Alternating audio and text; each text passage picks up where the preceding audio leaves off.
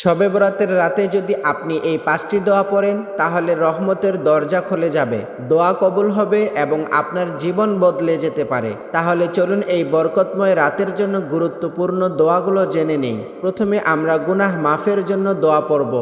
আল্লাহুম্মা ইন্নাকা আফুউন তুহিব্বুল আফওয়া ফা'ফু আন্নী। এরপর আমরা রহমত চাওয়ার জন্য দোয়া পড়ব। রব্বিগফিরলি ওয়ারহামনি ওয়াহদিনি ওয়াআফিনি ওয়ারযুকনি। এরপর আমরা নফসের পবিত্রতার জন্য দোয়া করব। আল্লাহুম্মা আতি নাফসি তাকওয়াহা ওয়া যাক্কাহা আনতা খায়রু মান যাক্কাহা। নিজের হেফাজতের জন্য এরপর আমরা দোয়া পড়ব।